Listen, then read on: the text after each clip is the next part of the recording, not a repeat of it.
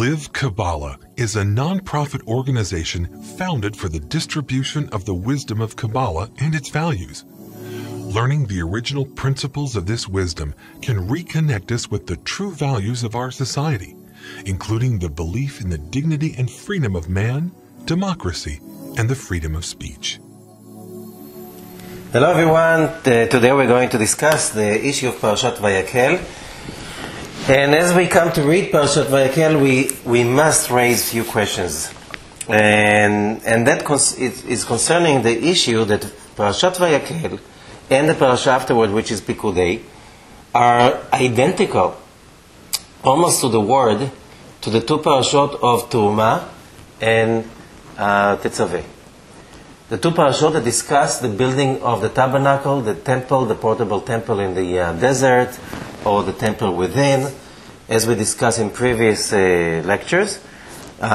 These ones, they are almost to the word, they're identical. And of course the question is, why do we have to repeat the same story all over again, the same details all over again? And of course when you come to read the commentaries on the two parashot, on the conventional commentaries like Rashi and others, there's almost no commentary because there's no need. It's already being discussed in Truma and Tetzaveh. Why do we have to repeat the whole thing all over again? And therefore, there's almost nothing. While you come to the Zohar, Parashat VaYak'hel and Pikudei, it's a huge, thick volume that contains almost 500 pages to both of them. And here we raise the issue and the question, like, what is there more to write than in the first one, or what is new?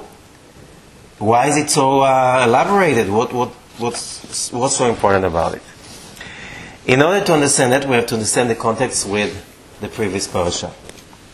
The previous parasha was Parashat Ki Tisa, and Parashat Ki Tisa is discussing mostly the main issue is the sin of the golden calf. And if we understand the story of the golden calf, we can understand the duplication of the story of the tabernacle. And of course, for this, we will need the Zohar. So here the Zohar starts explaining in the beginning of Parashat VaYak'hel, verse 1. VaYak'hel Moshe et kol adat bnei Yisrael, and Moses gathered or assembled the whole congregation of Israel, the children of Israel. Rabbi Chia patach, Rabbi Chia opens. Vayomer Shaul, and he quotes from the book of Samuel 1, chapter 15. Shaul, Vayomer Shaul el hakeni, לכו סורו ורדו וגומר תח הזה. מה כתיב בעמלק? פקדתי את אשר עשה עמלק לישראל, וקודשה ברכו בחולו קרבין דעבדו שער הממין לגבי עוד ישראל. מתם לאב שיקמי כהי קרבה דעבר עמלק לגביו, אלא ודאי קרבה דעמלק עבה בכל סטרין לילה ותתה, דהה בהוא זמנה התקף חביה בישה לילה והתקף לתתה. Okay, Rabbi Chia is bringing a story that it looks like, as usual, the way the Zohar explains, it looks like it has nothing to do with the parasha, and we will see that this, as usual, when the Zohar brings that another story, that story is to explain to us about our story. What is the story? The story is that when one of the greatest mitzvot that we read in Parashat Zachor is Zachor et asher asa lech Amalek, which means remember what the Amalek did to you. And the story, historically, is as the Israelites were in the desert and they were facing this issue of checking if God is within us or not, and they come to Refidim, and then Amalek, that nation that is called Amalek, is attacking the Israelites. The Israelites, with Moses as their leader, is pushing the Amalek away, but there is a mitzvah that is being added over there. When you come to your promised land, and when you settled, you have to go and erase the memory of the Amalek from the earth, from the face of the earth. In line with that, when we can say that the Israelites, the children of Israel, are settled, the tradition says that that is happening in the story in the book of Samuel, that the first time there's a kingdom and King Saul is the king of Israel. First time, all 12 tribes are settled as a nation in their land. It's already a few centuries after the settlement, after Joshua. It's about 400 years later. First time the 12 tribes are united under one government. And then Samuel the prophet is getting the prophecy to tell Shaul, King Saul, to go and erase the Amalek, to fight the Amalek. And as they go to fight against the Amalek, it says in the book of Samuel, chapter 15, that King Saul is sending a message to the Caini, the tribe of Caini, that's how they're called. And basically they are the descendants of Jethro, the Midianite. It's a Midianite tribe. That they lived somehow in the region that the Amalekites lived. And King Saul is telling them, move away from this place. Don't be there, it's going to be dangerous for you. Why? They were the Midianites of the descendants of Jethro and his family. They were concerned to be righteous among the nations. The Israelites accepted them and respected them very much. And they didn't want them to get hurt. And that's why they warned them, get away from this country, from that area, because it's going to be a war and you're going to get hurt. What do we learn from that?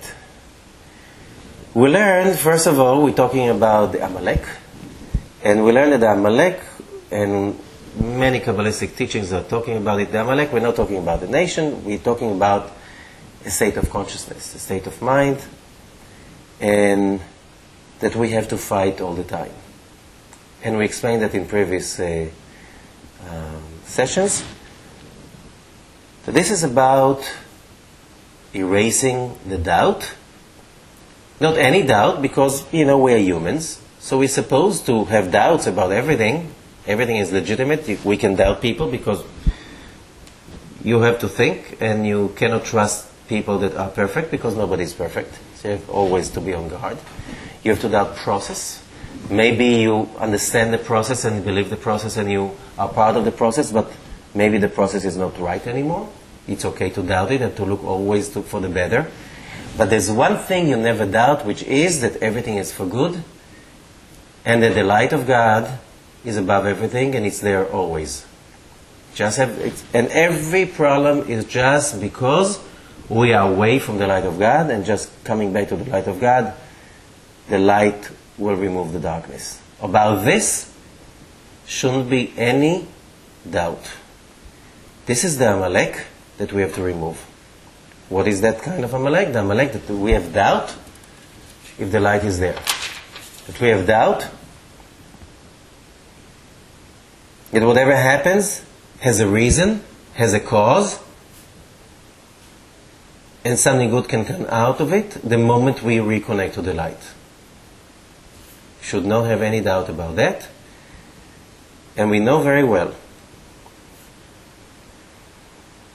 that when we are totally connected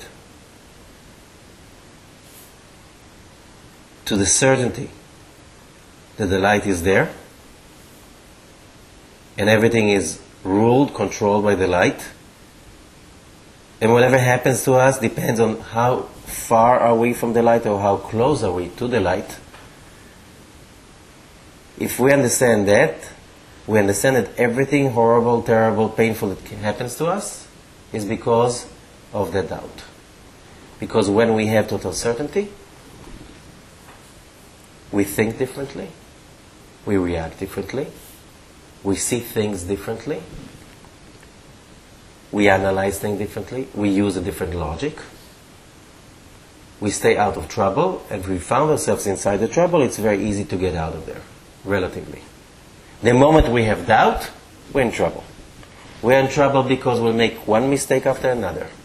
we'll mess ourselves up emotionally, health-wise, logically, everything. It's that doubt is the source of any trouble, every pain. Many times we go through some pain, but when we know that this pain, let's say, I buy a house. I work very hard, and finally I have enough money to buy my dream house. In the right place, the right location, everything is perfect. But there's a pain connected with it because I have to get rid or give up the money I worked for all my life. So there's some pain into it, but nobody said it's painful to pay for the house of my dreams. Right? Why? Because I know I give it up, but I get. So I have no problem getting rid. So let's say this house cost me $5 million. You know what does it mean? You have $5 million in your bank and now you don't have? This is terrible. But we don't see it as terrible because we know we get the house instead. But it's like this every time. We lose something. If we understand that everything has a reason, if I know that this is a payment for something that now I owe less and I gain something else, I won't see it as a pain. I would see it that, okay, this is a payment and I gain something for that in return. So we understand that pain is only relative to the way we perceive the deal.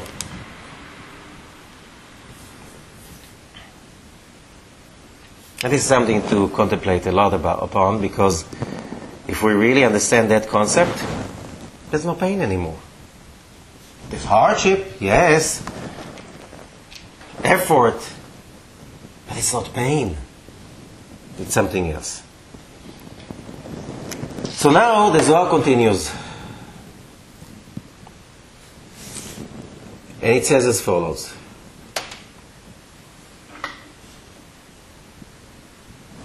Verse 6 in the Zohar.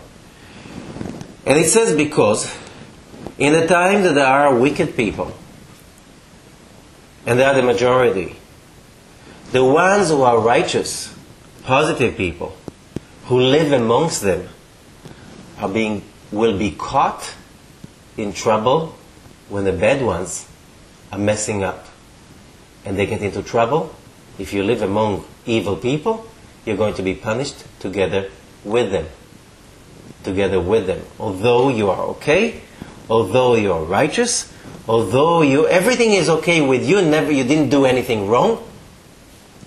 And it's very simple. We can say that even everybody talks about global warming. Even the ones who really think green, never waste, never pollute, they get punished for the greed, misunderstanding, chaos that other people create.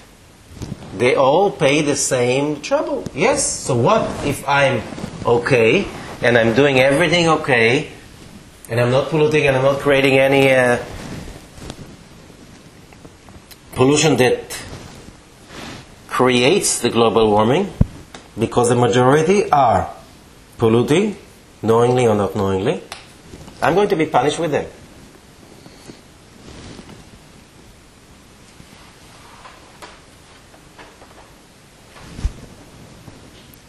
And therefore,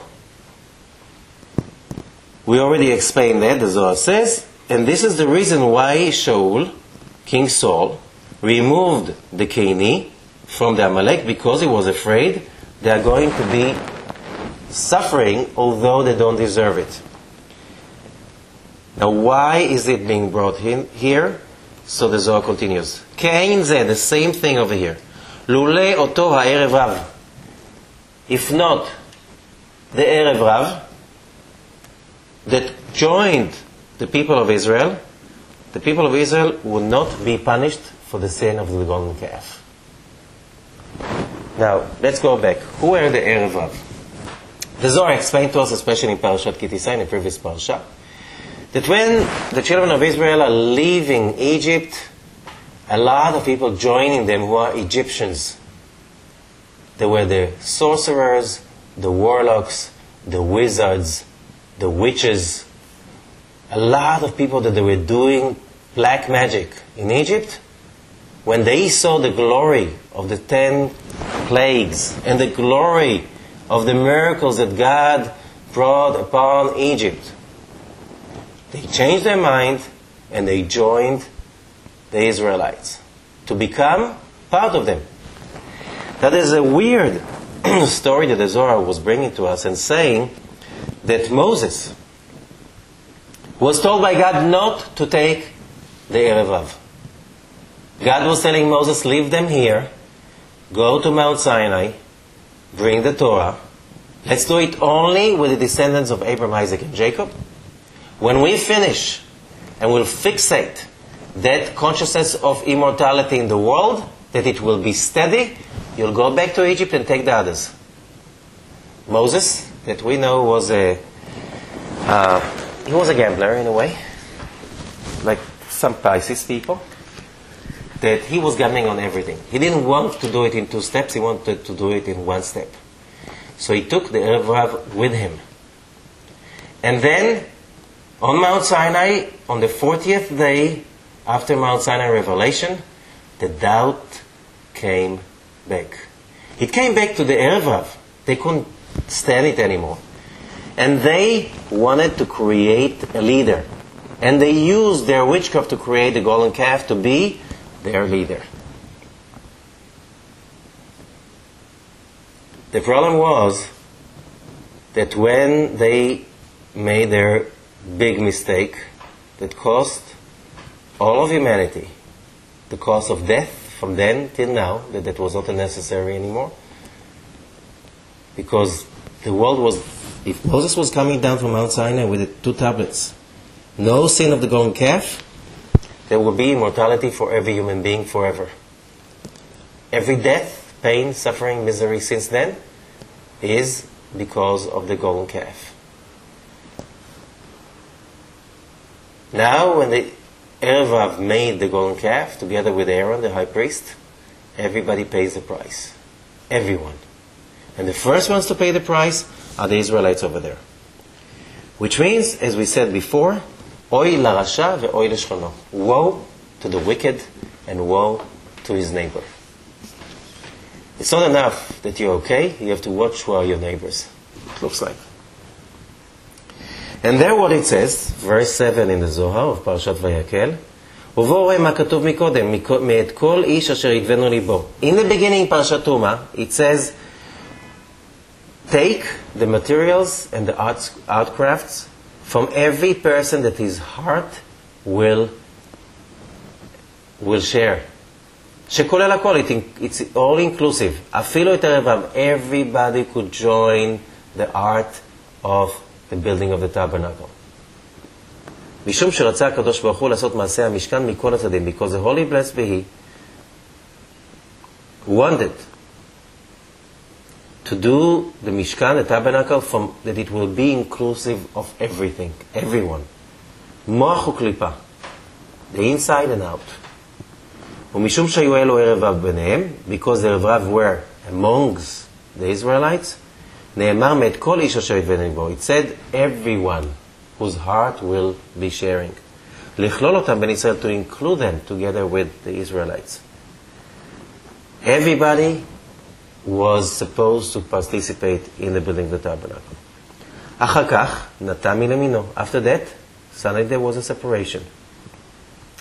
ובאו ערב רב ועשו את העגל, and the ערב רב made the golden calf. ונטעו אחריהם ישראל, and many Israelites either followed them or didn't stop them.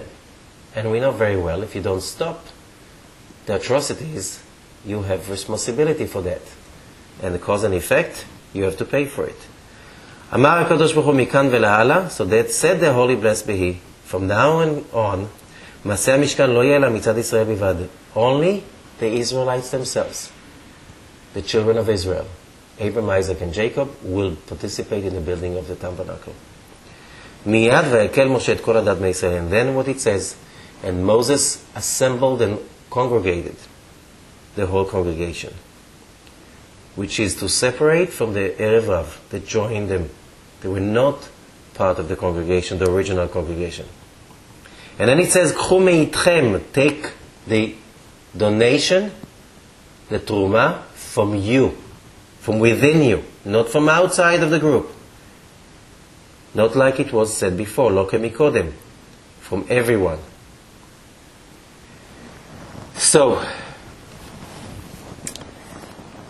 therefore, we need right now to build the whole tabernacle all over again, but now based only on the ones who did not follow directly the golden calf. And basically, if this is what we are learning over here, we're learning over here a very powerful lesson.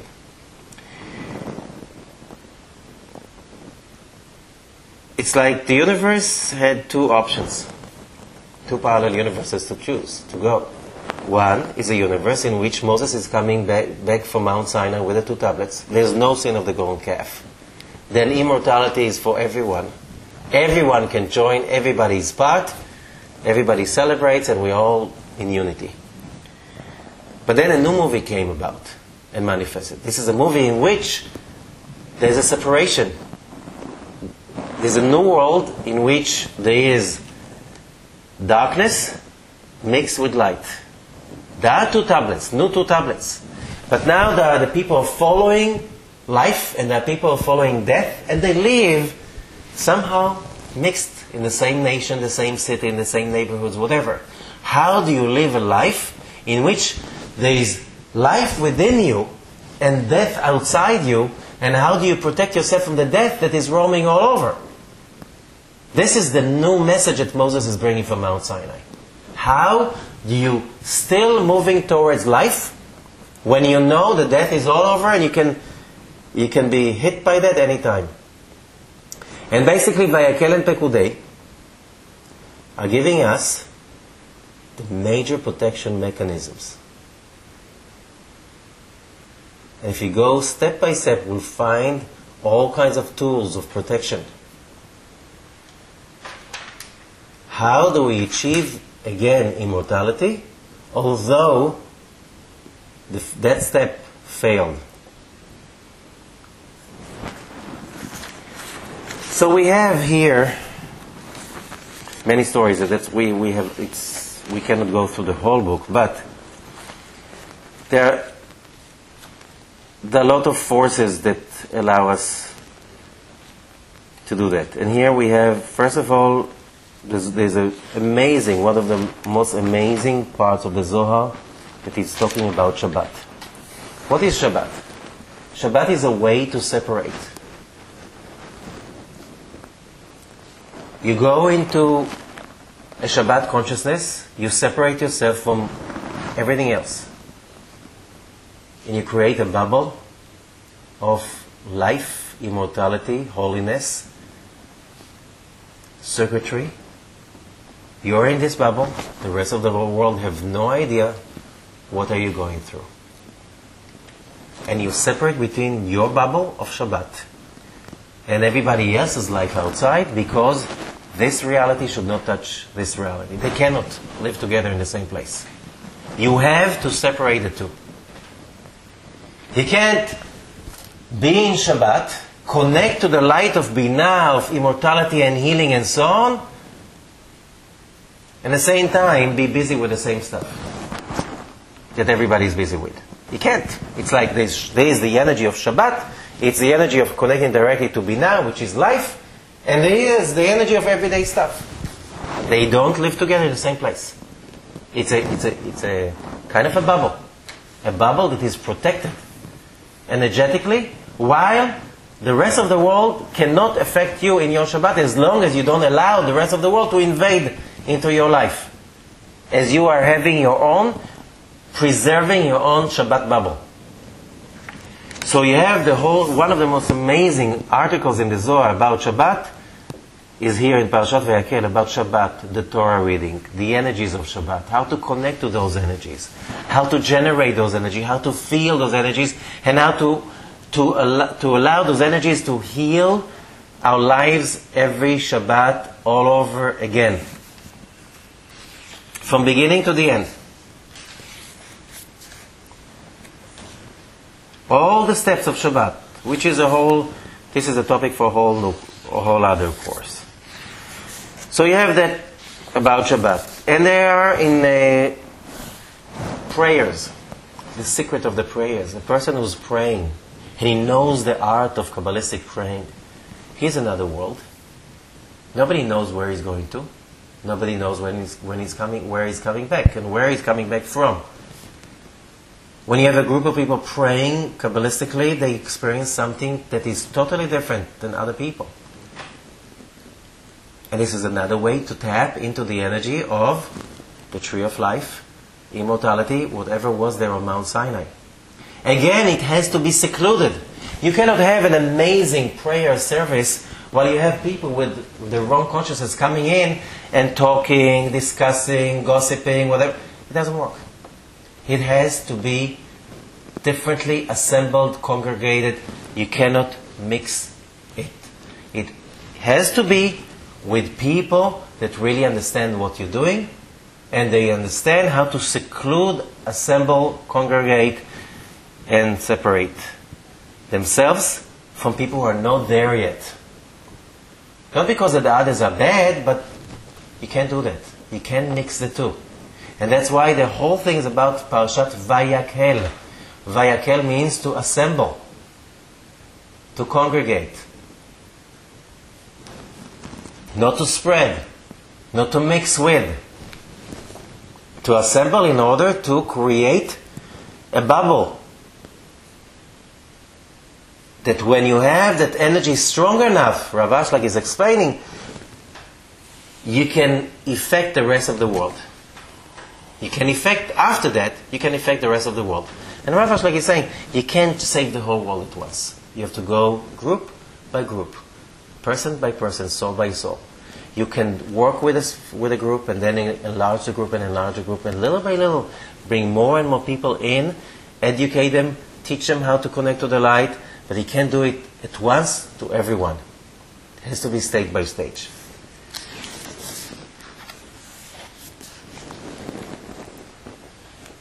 And the most important thing, if we continue with that note, is the power of the congregation. We know that the power of the congregation is the essential from now on, from that moment of the sin of the golden calf, in order to create immortality, immunity from chaos, real safety. Scientific research is showing how powerful and how important it is. For instance, if you read the book Love and Survival by Dean Ornish, he brings over there a lot of cases of research showing that people that go through a trauma, physical trauma, like a surgery, bypass surgery, like big time medical trauma, when you check a year later how many survived, how much medications they have to consume, during the year you find out that there's a tremendous difference between those who had great medical care but went home and went through the process by themselves, like most people go through, and those who were part of spiritual congregations. The ones who were part of congregations, of communities, close communities, the chances to survive was much bigger.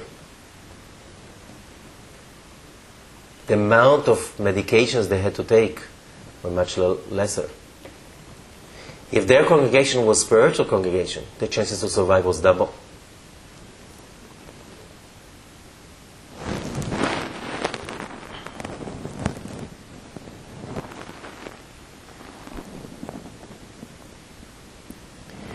So we have here a message till the end of times in Parashat VaYak'hel. And Rav Ashlag explains that very clearly. And he says, in order for a person to reach immortality, get away from chaos, pain, misery, and suffering, the person has to raise himself by frequency to the frequency of the Creator. Raising oneself to the frequency of the Creator means transforming selfishness, doubt, all of this chaos consciousness into higher levels of and frequencies of thinking, feeling, reacting, state of being. How does a person, Rav Ashlag is asking, how can a person raise his frequency? It is very hard to raise someone's frequency. Many people start to learn Kabbalah, they experience an amazing high as they start. They feel that their life is changing amazingly. They have this like burst of wind of spirituality into their minds, into the body. They just floating because they're starting to get the light of Ruach. Ruach means spirit, and spirit means also wind in Hebrew. It's like a wind, like your soul is starting to breathe. And then if it's a few weeks later, a few months later, you hit the wall. You crash.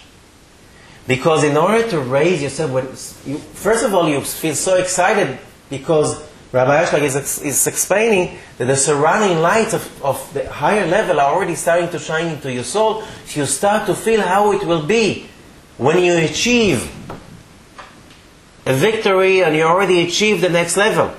But you didn't achieve it yet. You didn't work for it yet. But then Rabbi Ashlag is saying, how would you raise yourself to the next level? Like Shabbat. In Shabbat, if we understand how the Kabbalists explain Shabbat, it's like a missile that is sending a satellite to the outer space. They have 3 stages. The first stage is the strongest. Have you ever seen a spaceship starting to take off? Makes a lot of noise. It's moving slow. Needs a lot of power and a lot of energy. That's how the beginning of Shabbat is always. If you do a spiritual beginning of Shabbat, Kabbalat Shabbat is the first engine. It's a lot of noise, a lot of jumping, a lot of moving. Because you have to take off from the physical world and move up, and it's tough to just to get away from gravity. But after that first stage is over, then comes the second stage, Shabbat morning. Then you get pushed very fast up to the sky. The third stage, you don't need a lot of energy, you just go into orbit. That's why the third meal of Shabbat is so solemn and so calm, and everything is done so slowly and so quietly. You don't need so much hassle around it.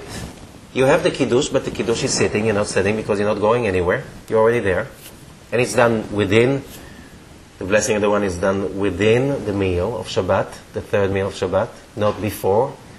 It's not a takeoff, it's like settling. It's so different.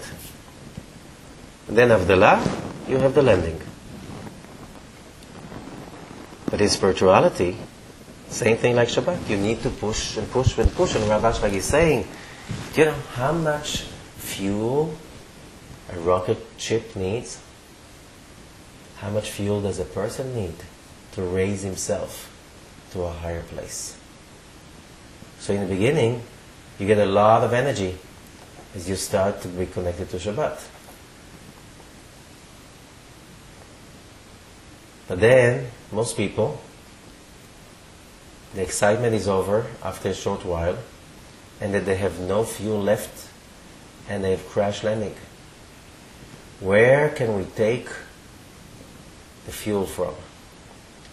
And here, the Zohar explains, from your community.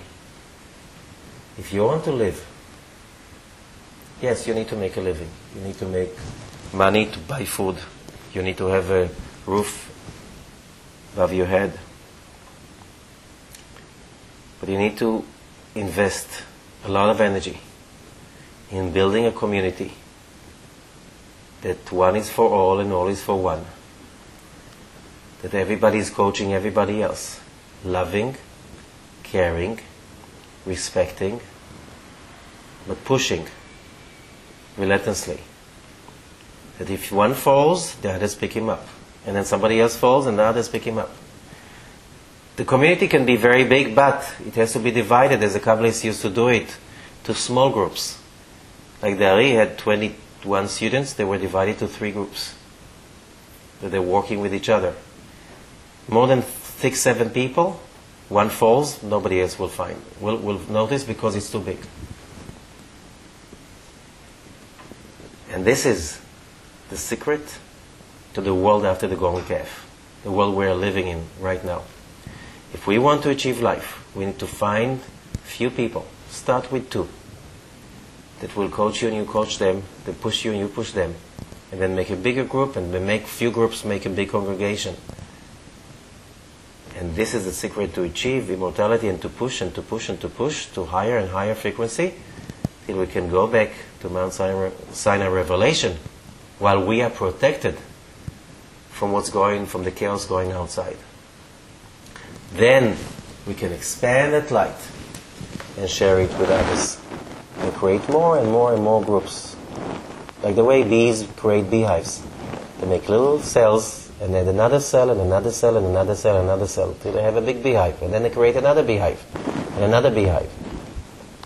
And the pollen they bring in and the honey they create.